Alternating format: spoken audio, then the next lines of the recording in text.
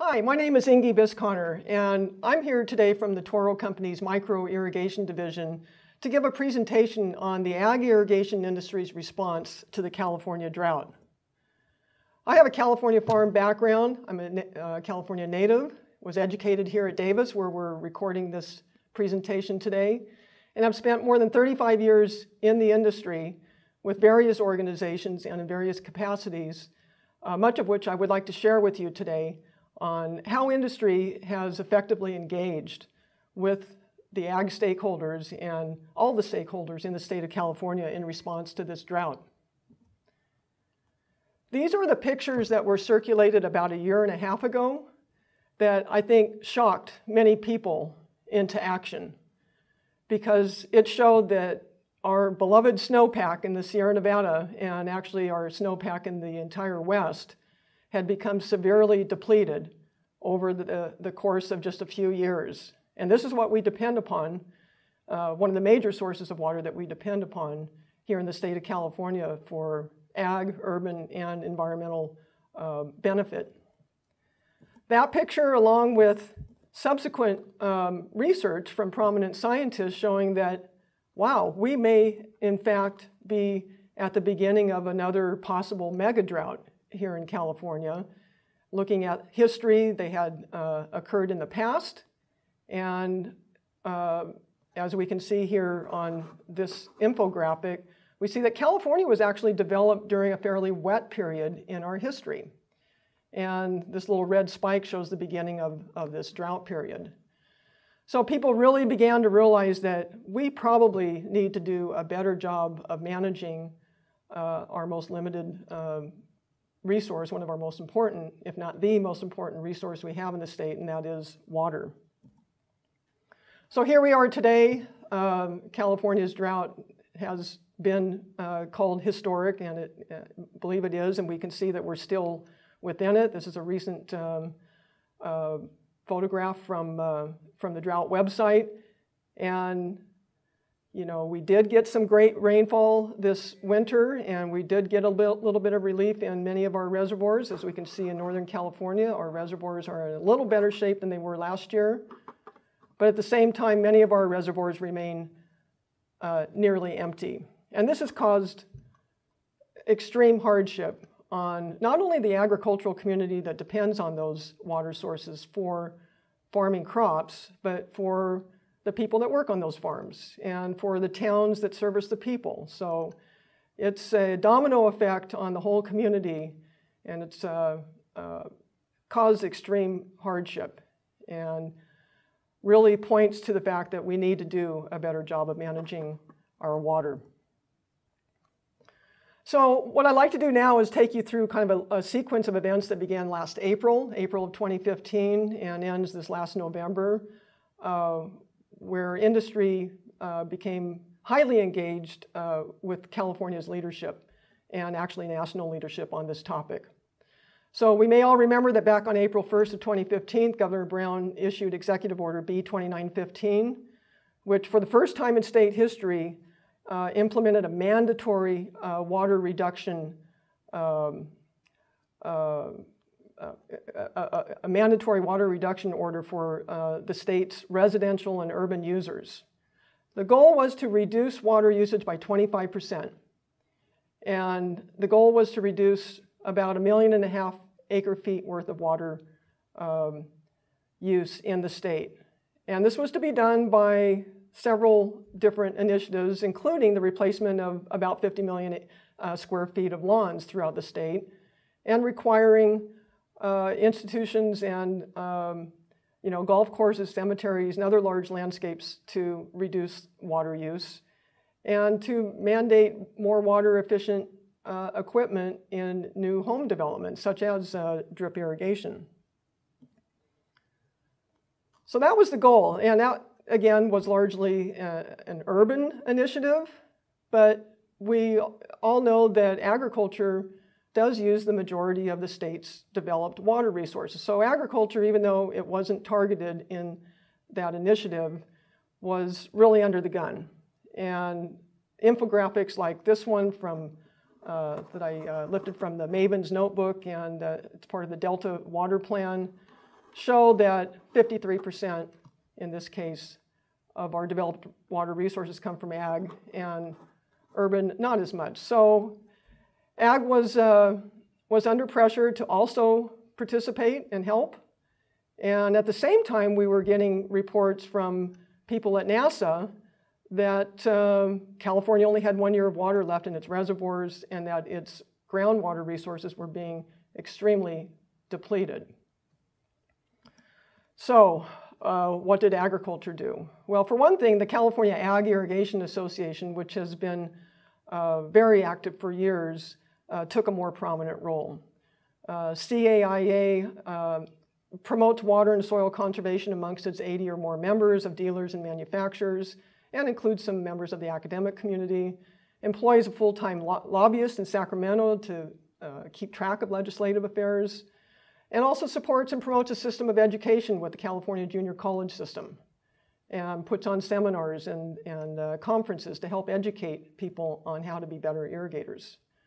Promoting irrigation standards, such as the Irrigation Consumer Bill of Rights from Cal Poly, and also actively participating in a unique group called the Western Agriculture and Conservation Coalition, whose membership does not normally work necessarily together, such as the Farm Bureau, Environmental Defense Fund, Family Farm Alliance, Irrigation Association, the Nature Conservancy, Trout Unlimited, and others. So CAIA has been very active and was prepared for the call. And we were called. We were called to Governor Brown's Business Leader Drought Summit that was called shortly after he issued the executive order on April 1st. And I had the opportunity to represent CAIA at that meeting and to share with the group, with leadership, with state leadership, the benefits of efficient irrigation and the status of how California's farm irrigated acres are currently irrigated today, the methodology. And the state leadership was really, really interested, asked a lot of questions, and there was a press conference afterwards, and I was interviewed by ABC News 10, and that aired on the Sacramento Evening News about these statistics, basically, that I recited. There was high interest. And basically what I had shared with the group was the status of the method of irrigation in both the United States and California today. And this graph shows how America's acres are irrigated since 1978, starting in 1978, all through the latest report, which was issued in 2013. And this data comes from the USDA's Farm and Ranch Irrigation Survey. We call it the FRIS report. And we have about 50 million irrigated acres in the country. About 35 million acres are sprinkler irrigated, and that's mostly pivot irrigation in the Midwest. About 20 million acres are gravity irrigated, and nearly 5 million acres in the whole country have converted to highly efficient drip irrigation. Now, in the state of California, we've adopted even a higher percentage of our overall acres into efficient drip irrigation. And as I shared with the group, we should pat ourselves on the back a little bit. You know, California farmers have done a great job of adopting and investing, this costs money, investing in more efficient irrigation technology, which helps us gain the most water use efficiency out of our most limited resource. But at the same time, I pointed out that there are still, 4.5 million gravity irrigated acres in the state where there is probably the opportunity for some improvement. So even though we've done a great job to date, there was the opportunity to do more.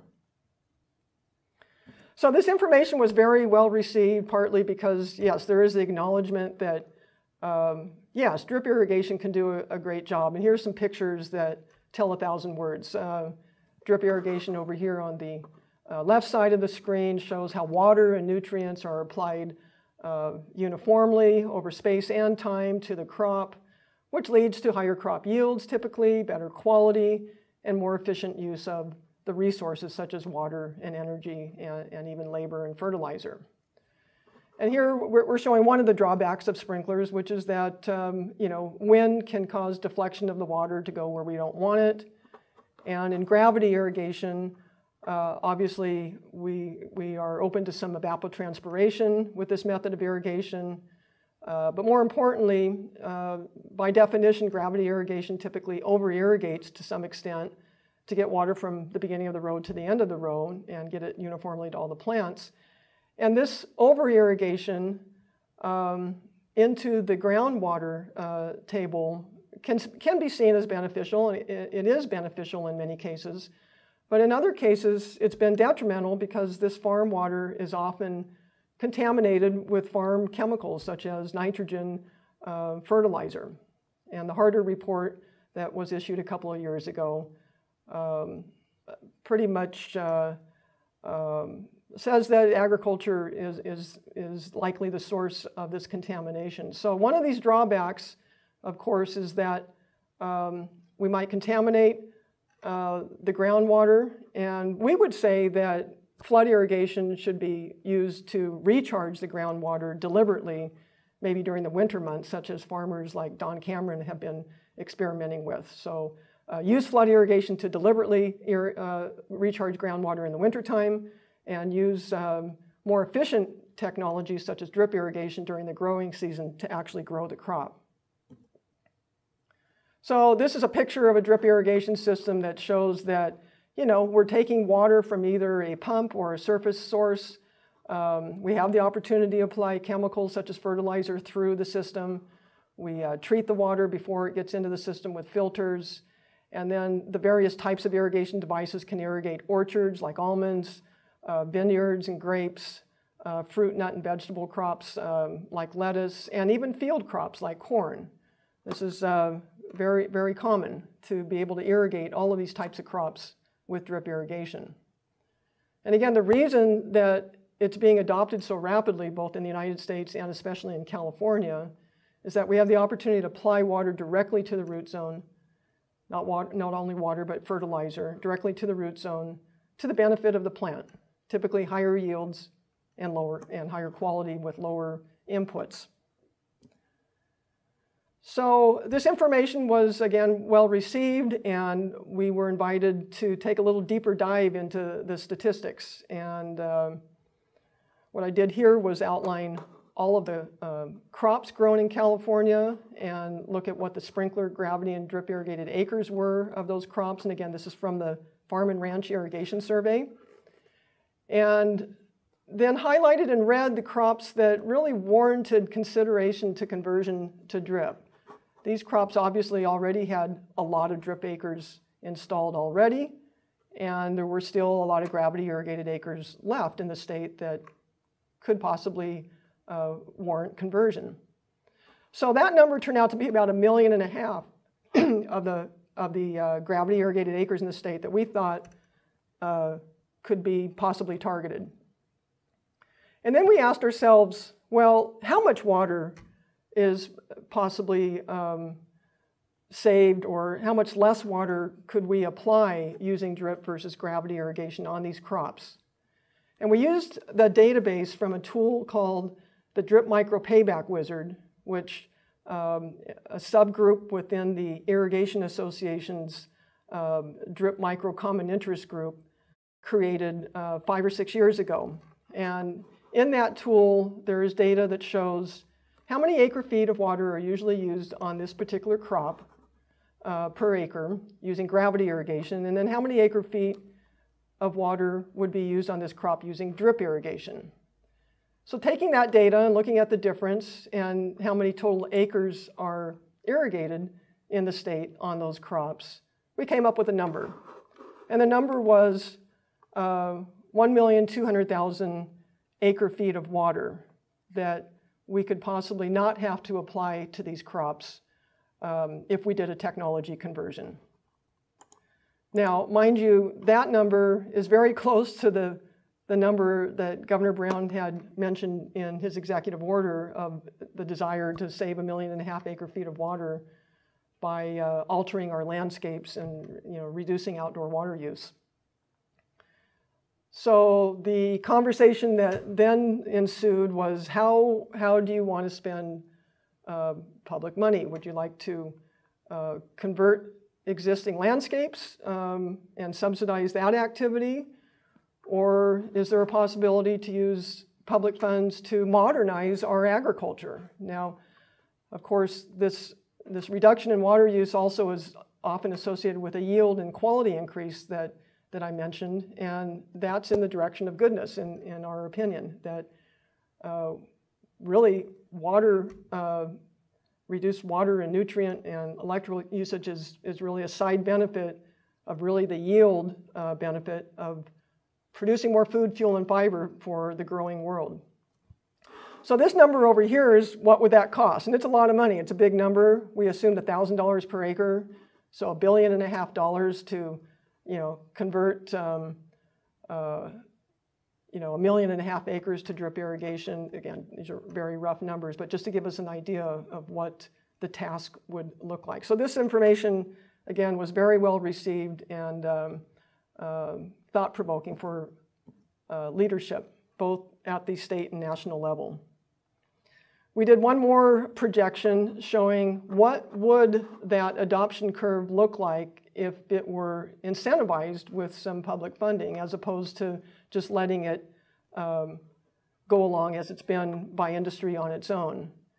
And we projected that another 1.4 million acres would be converted with help, and that the curve would be drastically accelerated if funding were made available. So shortly after that presentation, the governor called for a water technology in the California Drought Summit in Sacramento at Cal EPA. And we were invited to successfully exhibit how drip had been successfully deployed in the state. And San Luis Canal Company and Toro teamed up for this task. And the San Luis Canal Company came up with some very interesting data, which is shown here. The general manager there, Chase Hurley, provided this information. He's a fellow CII board member of mine. And it basically shows that in his 40,000 acre district, that 15,000 acres had been converted to drip over the last few years, and that they had self-funded this conversion through $500 per acre subsidies to their grower members. So this data that was presented is quite spectacular. As you can see in cotton, the results were 3.2 bales per acre with furrow and 3.7 bales per acre with drip, so about a 20% yield increase. But at the same time, the cotton water use declined by 40% from 4 acre feet on the furrow to 2.5 acre feet on the drip. And the story gets better. In the tomatoes, the tomato yields almost doubled. They went from 35 tons per acre on furrow to 60 tons per acre on drip. And the water reduction was spectacular as well. It used 4.1 acre feet per acre on furrow and only 1.85 acre feet per acre on drip. So not only did the farmers grow higher yielding crops, but they used less water doing it. And the district was able to sell that water to needy neighbors that didn't have water to keep growing their crops. And then the district used that money to fund infrastructure improvements on the district. So it was really a win-win-win all the way around. And we have to really give credit to the San Luis Canal Company for taking the initiative to build a reservoir and self-fund these conversions and subsidize their own grower group to benefit their membership, as well as, you could say, society as a whole. Now, of course, farmers are in the business of making money and growing crops, and not necessarily in the business of saving water. But in this case, they were really able to do both.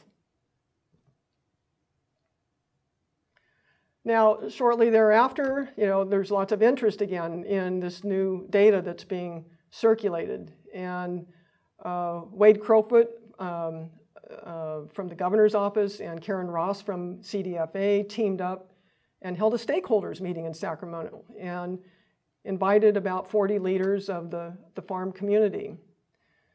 And I was invited and was happy to again voice support for more efficient irrigation systems in California And in addition, I voiced support for grower training on these systems, because it's not just equipment, it's also behavior that will get us the results that we need. Just because somebody has a race car doesn't mean they know how to drive it. So I advocated on behalf of the industry that we also needed training of the growers with these systems as well as the equipment itself.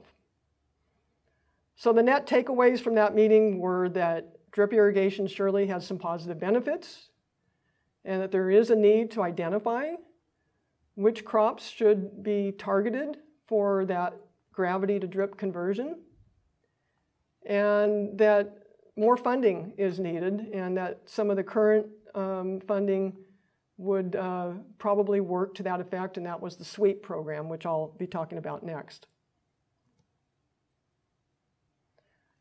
Shortly after that event was another in Washington, D.C., and that was hosted by the Irrigation Association, and it was a Ag Irrigation Technology Day at Capitol Hill, and it was meant to educate Congress on the benefits of irrigating more efficiently. And the membership staged an exhibit showing all the different technologies that we have in the association, and showed how efficient irrigation is good for the farmer, good for the nation, and good for the environment. It's really a win-win situation. This is an infographic that Toro presented at that conference, and again, showing the benefits and the fact that it can work on many more crops than it does today. Well, I think not coincidentally, shortly thereafter, Senators Feinstein and Boxer from California introduced the California Emergency Drought Relief Act, which did specifically talk about conservation and groundwater recharge, and advocating to pay irrigators to install drip irrigation or other technologies to conserve water. So the leadership was listening, and this didn't happen overnight from one event. The Irrigation Association has been great about hosting DC fly-ins for its membership to help educate Congress about what the benefits are of more efficiently irrigating. So that was followed by another event hosted by the IA, the Drought Summit, in conjunction with its annual convention in Long Beach, where a lot of thought leaders, again, were brought together. And again, the policy recommendations from this event were: 1, create federal tax incentives for the purchase of efficient agricultural irrigation equipment. 2, advance the adoption of efficient irrigation technologies in drought-stricken areas through grants, cost sharing, and other financial aid. And 3, improve the nation's water infrastructure, including conveyance improvements and increased storage. So this was really the voice of the industry to leadership saying this is what we need to help combat our water issues in the state and in the country. Well, lo and behold, November 20th, CDFA was successful in launching and announcing the 2016 SWEEP funds. SWEEP is the State Water Efficiency and Enhancement Program, funded through the Greenhouse Gas Emission Reduction Program. And in November, $16 million worth of funds were awarded, or released and awarded in April of this year. And just last month, $18 million in funds were released for grants that will likely be awarded by the end of this year.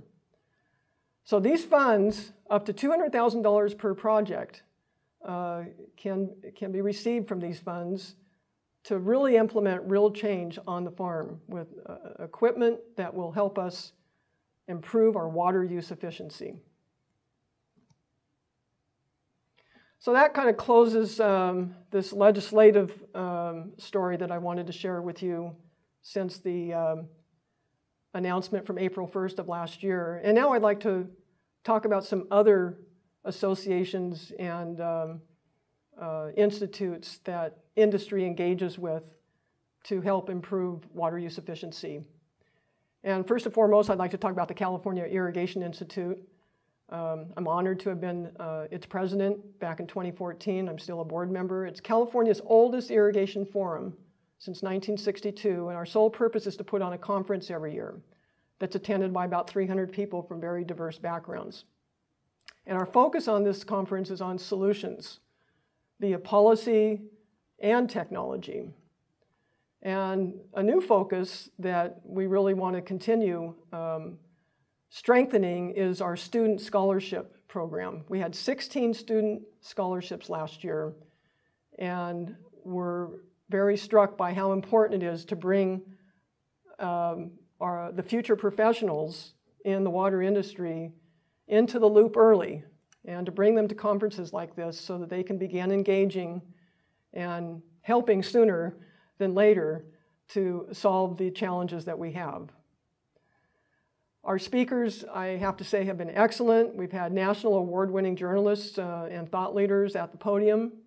And this last year it was Cynthia Barnett, the author of Rain and Blue Revolution.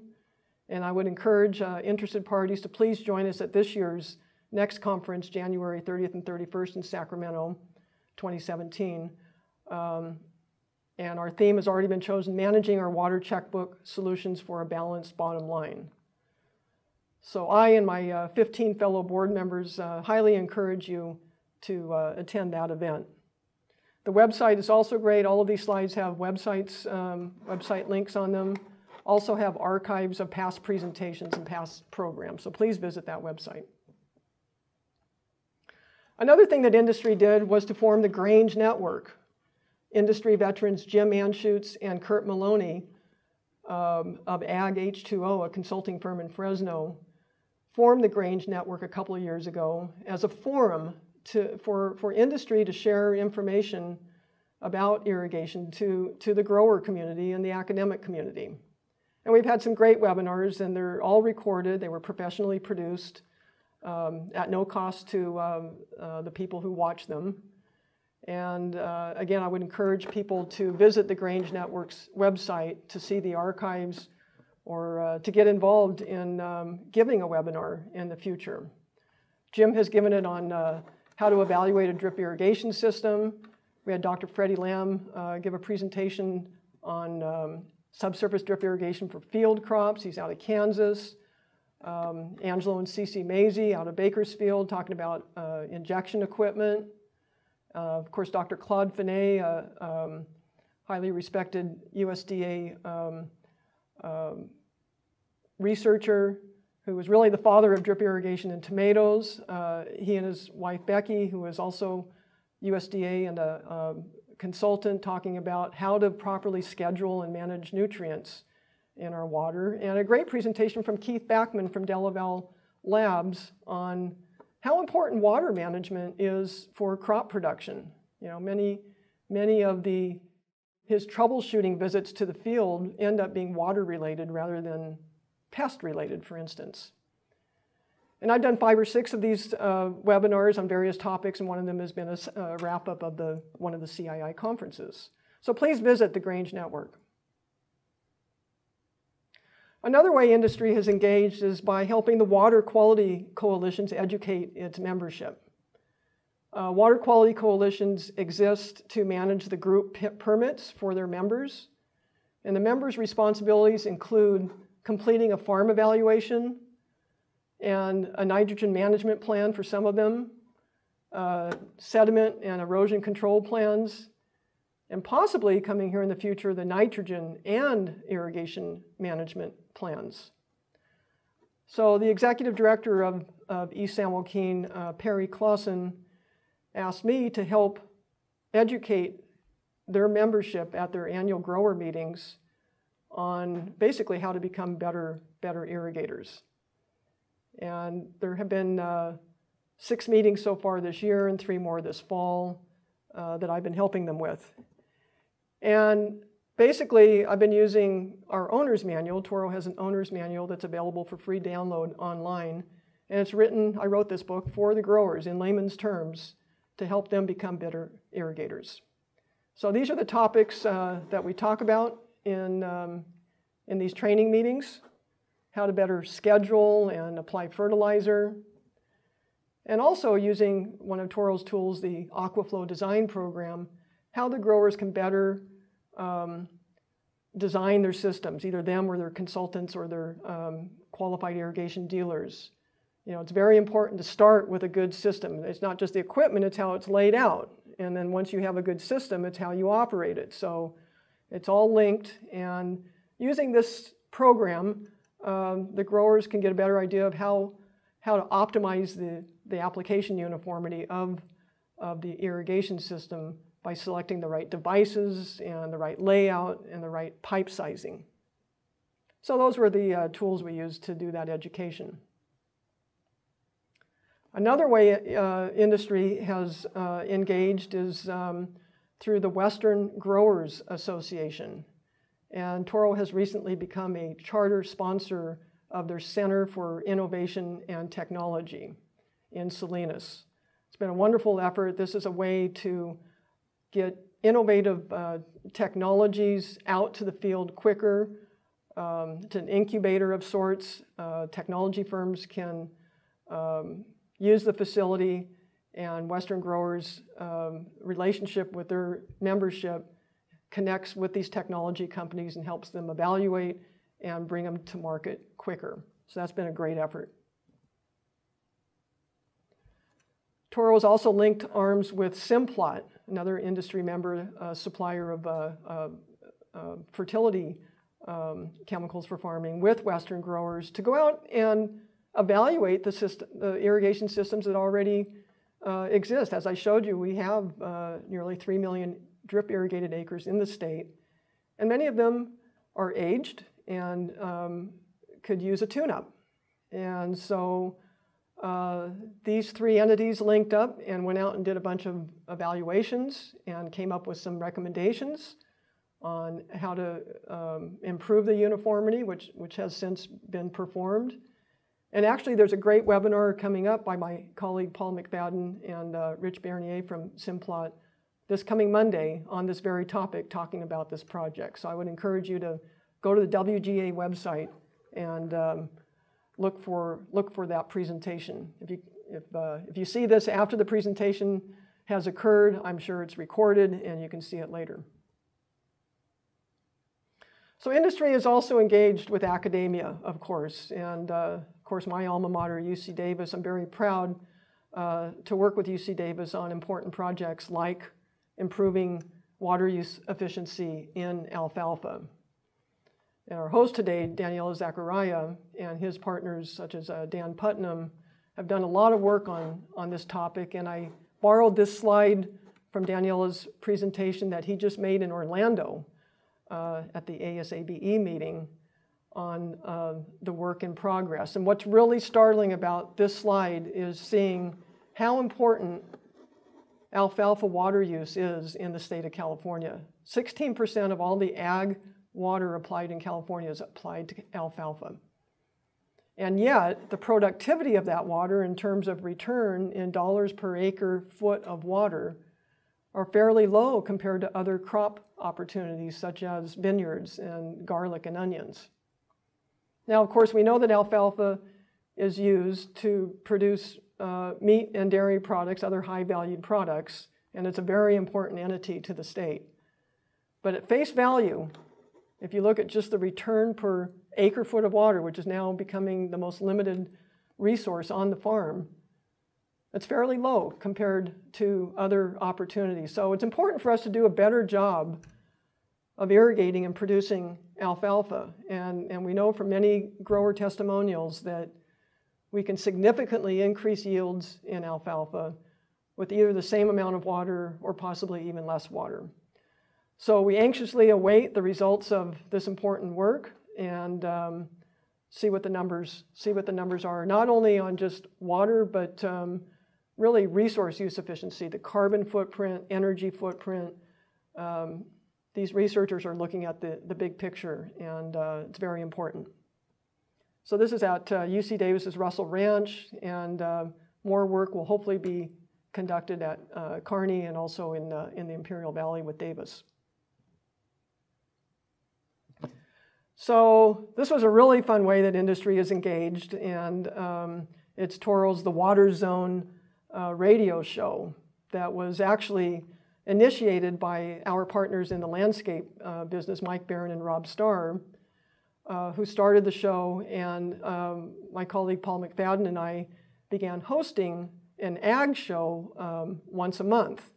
And on the left is Chase Hurley from the San Luis Canal Company. He was one of our first guests, along with Wade Crowfoot from the governor's office, talking about these issues that I've been talking about for the last 20 minutes or so: modernizing California ag irrigation, research and funding to facilitate change, looking at specific crops like almonds and alfalfa, groundwater, sustainability, the whole Southwest water basin. This was a very interesting show with Rita Schmidt-Sudman from the Water Education Foundation. She just retired as executive director. We paired her with Pat Mulroy, former executive director of the Southern Nevada Water Authority. And that was a very interesting discussion on how we have to cooperate between the states and the regions to solve these critical water issues. Without water, there's no life. We have to solve our water problems. So that's been very heartening for us, because we've actually received 2 awards now by the radio station itself as the best new talk show, live talk show radio show. And just this week on Tuesday, we were presented a resolution from California State Senator Richard Roth thanking us for our initiative in advancing the California water discussion. And even at the highest level in the nation, water is now in the spotlight. On March 22nd, the White House hosted a water summit at the White House in Washington, D.C. And Toro was very honored to have been recognized for their efforts to promote water efficiency, and we were invited to participate in this world telecast event that showcased our nation's efforts to promote water efficiency. So there's been a lot of activity. Industry has been very engaged. I would encourage people who are interested in irrigation to visit all of the websites from the organizations that I just mentioned, as well as our own, driptips.toro.com, a wealth of free information, and/or to reach out to me personally. I'd be happy to engage and help in any way I can. So I'd like to, at this point, thank Daniela and UC Davis and A&R for the opportunity to share this very important information with you. Thank you.